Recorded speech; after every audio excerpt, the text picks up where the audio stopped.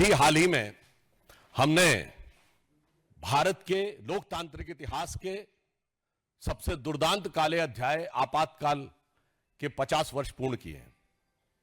परंतु बहुत दुख की बात है कि कल पटना के उसी गांधी मैदान में, जहां आपातकाल के दौरान संविधान की रक्षा और संविधान के सम्मान के लिए जान की परवाह किए बगैर लाखों लोग एकत्र हुए थे, वहां एक ऐसी रैली हुई जिसके की बारे में इंडी गठबंधन के बिहार के नेता तेजस्वी यादव ने कहा कि हम संसद से पारित एक कानून को कूड़ेदान में फेंक देंगे।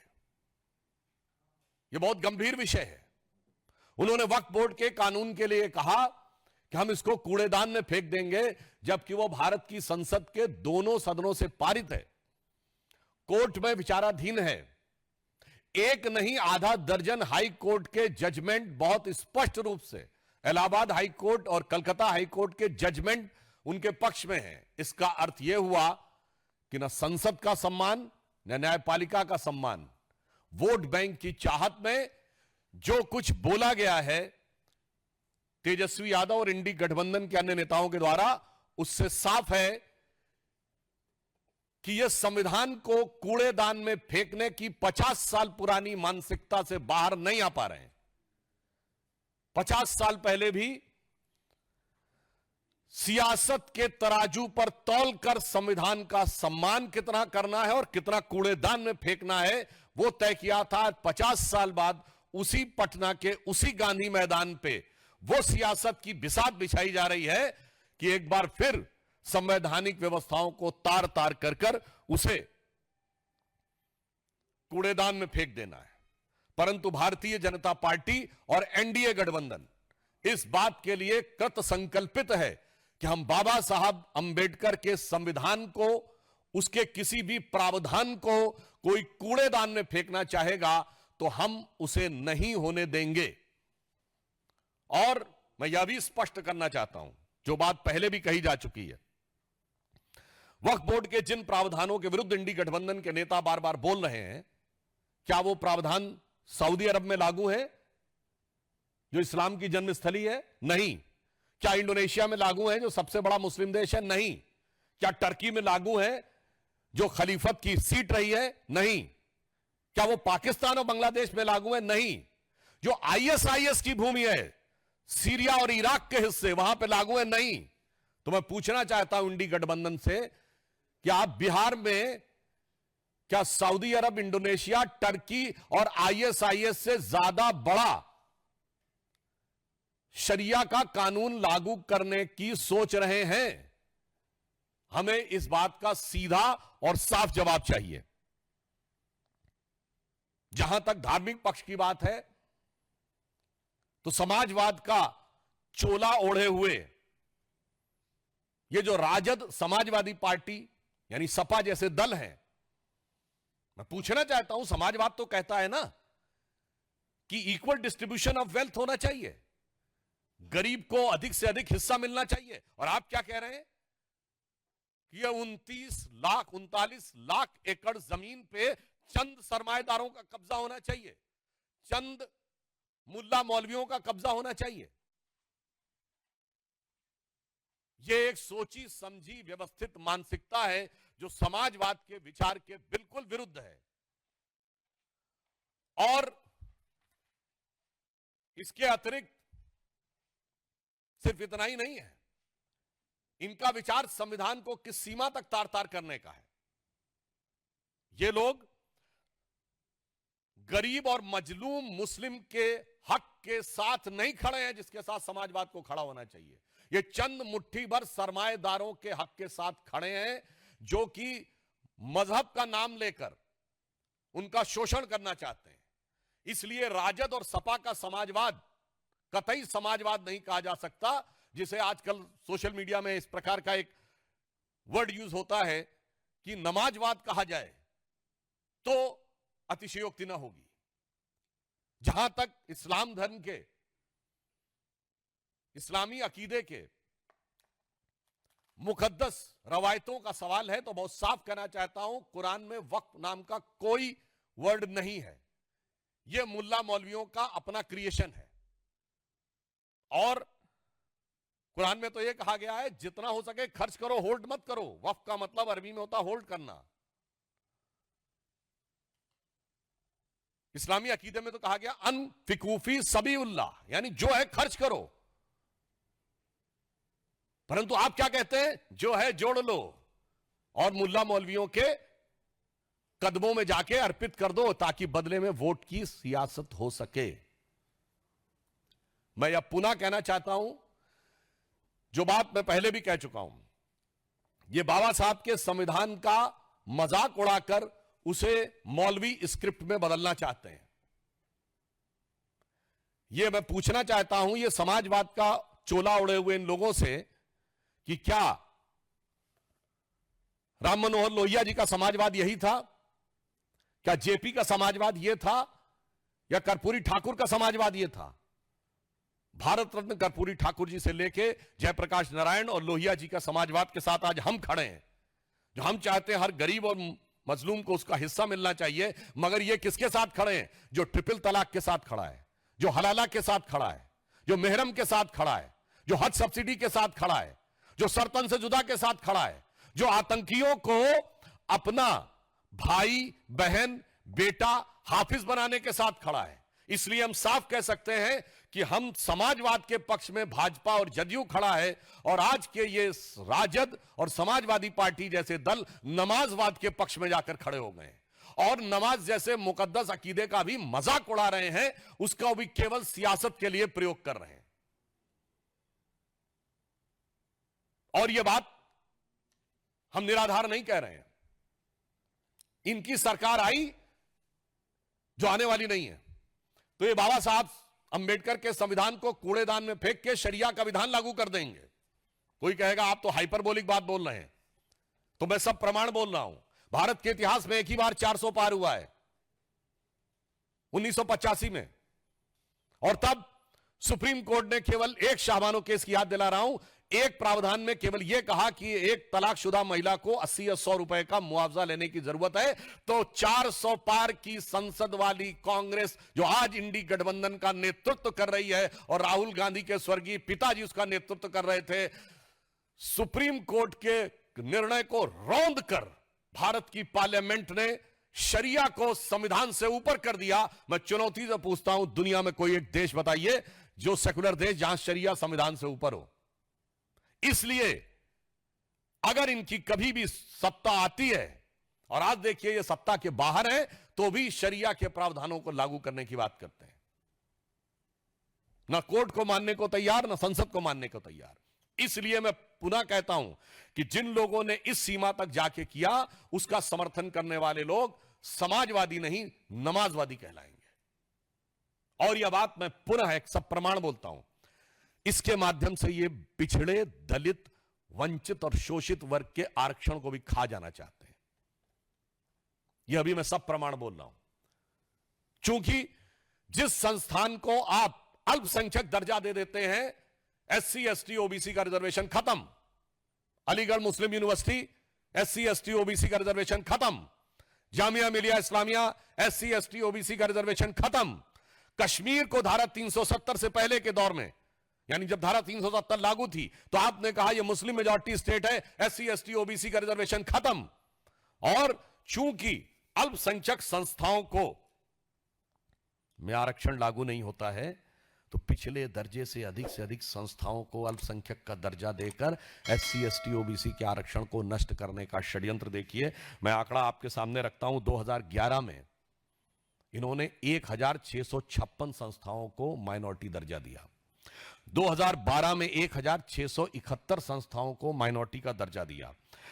2014 में, आधे में तो हमारी सरकार आ गई थी, तब तक 1516 संस्थानों को माइनॉरिटी का दर्जा दे दिया। अरे माइनॉरिटी का दर्जा देना है तो जांच परख करके दीजिए ना, जैसे हमने दिया। हमारी सरकार आने के बाद 2020 में 12 संस्थाओं को, 2021 में 14 संस्थाओं को, 2022 में 86 संस्थाओं को दिया गया। ये पिछले दरवाजे से पिछड़ों का आरक्षण को पे सेंध लगाने का काम यही नमाजवादी लोग कर रहे हैं। तेलंगाना में कांग्रेस की सरकार है, उसने पिछड़ों के आरक्षण में अल्पसंख्यक मुस्लिम समाज को की एंट्री करवा दी है। कर्नाटक में अब उन्होंने मुस्लिम समाज को पिछड़ों में शामिल कर दिया है। बंगाल में तो स्थिति और भी विचित्र है। 179 जातियां ओबीसी में की गई, 118 उसमें से मुस्लिम है। ओबीसी कमीशन ने पूछा कि इतनी भारी संख्या में मुस्लिम कैसे आ गए इसमें, तो जानते हैं क्या जवाब दिया गया? कि ये कन्वर्ट होने से पहले जब हिंदू थे तो ये ओबीसी थे, इसलिए इनको ओबीसी मान लिया जाए। तो ओबीसी ने, कमीशन ने पूछा कि फिर इतने कन्वर्ट कैसे हो गए, तो जवाब नहीं। और तो और आपको आश्चर्य होगा कि वो कह रहे हैं कन्वर्ट होने से पहले वो लोग हिंदू थे, तो हिंदू समाज की जातियों से ज्यादा मुस्लिम समाज में जातियां हैं, बंगाल की सरकार के मुताबिक, जो ओबीसी कमीशन को उन्होंने रिपोर्ट दी है। इसलिए मैं कह रहा हूं, ये समाजवाद नहीं, ये मुल्ला मौलवी का नमाजवाद है। ये इस्लामी अकीदे का नमाजवाद भी नहीं है, ये मुल्ला मौलवी का नमाजवाद है। इसलिए ये पिछड़े, दलित और ओबीसी के आरक्षण को जिस ढंग से नष्ट करने का प्रयास कर रहे हैं, जिस ढंग से उस पे पिछले दरवाजे से सेंध मारने का काम कर रहे हैं, श्री नरेंद्र मोदी जी के नेतृत्व में भारतीय जनता पार्टी और एनडीए की सरकार इसे कदापि नहीं होने देगी। वक्फ बोर्ड के बारे में मैं पूछना चाहता हूं, अगर आपके दिल में इतना दर्द है तेजस्वी यादव जी, आप जवाब दीजिए कि पटना में वक्फ को लेकर लालू प्रसाद यादव जी का संसद में 2010 का दिया गया बयान है कि बहुत गड़बड़ हो गया है, सब जमीन कब्जा कर ली गई है। तो कहते हैं कि वो आधा बोला गया। तो मैं पूरा सवाल पूछता हूं, बताइए, इतनी वक्फ की संपत्तियां हैं, कितने अस्पताल हैं उस पे, कितने यतीम खाने हैं, कितने कॉलेज हैं, कितनी यूनिवर्सिटी हैं, कितनी मुस्लिम तलाकशुदा और बेवा महिलाओं के लिए कोई संस्थान बना है, कितना दिव्यांग मुस्लिम समाज के दिव्यांगों के लिए क्या बना है, कौन सा मुस्लिम रिसर्च इंस्टीट्यूट बनाया गया है ना। यह है समाजवाद का लबादा ओढ़ो और सत्ता के ठेकेदारों के हाथ में सारी की सारी संपत्ति को इकट्ठा कर दो। इसलिए आज वेदना के साथ, उदाहरण के लिए गोविंदपुर ग्राम में, बिहार में, जहां 95% हिंदू रहते हैं, वक्फ बोर्ड का दावा है, और यहां सिर्फ हिंदू मुसलमान की बात नहीं है। मुनम्बम में, केरल में, क्रिश्चियन समाज के 400 घरों के ऊपर वक्फ बोर्ड का दावा। यमुनानगर में गुरुद्वारे के ऊपर दावा। इनको माइनॉरिटी से भी मतलब नहीं है। इन समाजवादियों को पहले तौलना है सियासत के तराजू पे कि कौन सी माइनॉरिटी, कांग्रेस को तौलना है सियासत के तराजू पे कि कौन सी माइनॉरिटी का वोट बैंक हल्का नजर आ रहा है और किसका भारी नजर आ रहा है। तब मुल्ला मौलवियों के आगे नतमस्तक होके समाजवाद को मुल्ला मौलवियों के आगे नतमस्तक होने वाले नमाजवाद में कन्वर्ट कर देना है। तो जो कुछ इंडी गठबंधन कर रहा है, हम उनके इन सपनों को कतई साकार नहीं होने देंगे। देश की जमीन देश की जनता की रहेगी, किसी मुल्ला मौलवी की नहीं रहेगी। देश का संविधान बाबा साहब के विधान से चलेगा, शरिया के फरमान से नहीं चलेगा। आपने अपने दौरे हुकूमत में शरिया के 1 दर्जन प्रावधान बाबा साहब के संविधान में पिछले दरवाजे से लागू किए। आप इस संविधान को शरिया स्क्रिप्ट बनाना चाहते हैं, हम नहीं होने देंगे। और अंत में मैं कहना चाहूंगा, अपराधीकरण की प्रतीक राजद, भ्रष्टाचार की प्रतीक कांग्रेस, दोनों मिलकर, और दोनों के युवा नेता, एक अधेड़ उम्र का युवा नेता, एक देखिए कितना शिक्षित युवा नेता जिसको क्या कुछ पता है, और ये कह रहे हैं कि भगवान बुद्ध की धरती, नालंदा की धरती का कायाकल्प ये करेंगे। पहले तो मैं इनसे कहना चाहूंगा, वक्त पे कुछ जानकारी लेनी है तो आरिफ मोहम्मद खान साहब राज्यपाल हैं, जाके थोड़ा पढ़िए, समझिए, तो आपको समझ में आएगा कि इस्लामी अकीदे में, इस्लामी इल्म में वक्फ का क्या महत्व है। मगर क्या बताएं, पढ़ने के लिए भी, सुनने के लिए भी, समझने के लिए बुद्धि होनी चाहिए। तो इसलिए इनसे कहना चाहूंगा, समाजवाद के बारे में एक बड़े प्रख्यात समाजवादी कवि हुए हैं, अदम गोंडवी। उन्होंने समाजवादी विचारधारा में आए हुए विकार पे दुखी होकर एक कविता लिखी थी, वो मैं आज आपके सामने अर्पित करना चाहता हूं। ये राजद, सपा और इंडी गठबंधन के नेताओं के लिए। और राम राज्य की अवधारणा जो गांधी जी ने दी थी, उसका क्या हाल किया कांग्रेस के नेताओं के लिए। तो अदम गोंडवी जी, ये उनका वाक्य है, मेरा नहीं, ये समाजवादी कवि थे, उन्होंने लिखा था, काजू भुना है प्लेट में विस्की गिलास में, उतरा है राम राज्यों विधायक निवास में। काजू भुना है प्लेट में विस्की गिलास में, उतरा है राम राज्यों विधायक निवास में। और आगे उनके शब्द हैं, पक्के समाजवादी हैं तस्कर हो या डकैत। ये मेरे शब्द नहीं है, ये अदम गोंडवी जी के शब्द हैं। पक्के समाजवादी हैं तस्कर हो या डकैत, कितना असर है खादी के उजले लिबास में। मगर आज जो बिहार में हुआ है, उसको देखकर मेरे मन में भाव आता, तो मैं एक पंक्ति इसके आगे अपने मन से इसको समर्पित करते हुए कहना चाहूंगा कि पक्के नमाजवादी है राजद हो या कांग्रेस, पक्के नमाजवादी है राजद हो या कांग्रेस, कितनी तड़प है कठमुल्ला वोटों की प्यास में। तो इसलिए मैं बहुत पीड़ा के साथ और मैं बिहार की प्रबुद्ध जनता का आह्वान करता हूं कि उसके सामने दो रास्ते हैं, राष्ट्रवाद और समाजवाद। अवास्तविक समाजवाद के रास्ते पर चलती हुई भाजपा और जदयू, और कठमुल्लापन वाले नमाजवाद के रास्ते पर चलती हुई इंडी गठबंधन, जो सरकार में आने पर पिछले दरवाजे से शरिया लागू करने के लिए कोशिश करेगी, और एक तरफ हमारी सरकार जो बाबा साहब के संविधान की रक्षा करने के लिए कृत संकल्पित रहेगी। धन्यवाद। अब हम सवाल लेंगे, एक Mohit, thanks no. In the same rally, AIMM president was also there. He stated that Muslims are being attacked all across the country, that mosques are being attacked, and he also wanted to say, but now our land is being attacked. He also said, मछली पानी के बगैर जिंदा रह सकती है, मुसलमान शरीयत के बिना जिंदा नहीं रह सकता. Same thing he has also said from the same state, sir. जो आपने कहा, whatever you have said, you have quantified and qualified my statement. None of the India Alliance leader has audacity or rather than dare to respond to this sentence कि मुस्लिम शरिया के बगैर नहीं रह सकता, rather than they endorse the statement. And in this context, I would like to remind one instance which has came to my mind. In May 2013, when Congress-led UDF was in Kerala, the Mallapuram District Council has passed a resolution that since this district has become a Muslim majority district, so the marriage age of girls should be lowered down to 16 for every community, not for Muslims, because Muslims they are already having till 9 years of age. And you know, the Congress government of Kerala has approved it. Then after too much of voice has been raised against it, then in June 2013, they pulled it back. So, I would like to say that whatever is being said is a true face of India Alliance, which is being covered by the mask of Samvidhan Bachao. The real face is Sharia law. दूसरा सवाल नीरज जी। मेरा सवाल है, अखिलेश यादव ने कहा है कि वीरेंद्र शास्त्री पर उन्होंने कटाक्ष किया है और कहा है कि ये ऐसे कथावाचक हैं कि बड़ी बड़ी फीसें लेते हैं, अंडर टेबल 50-50 लाख रुपए लेते हैं, मतलब एक तरह से उनका हमला किया है। आज के विषय के साथ इसका बड़ा सुंदर संबंध बनता है।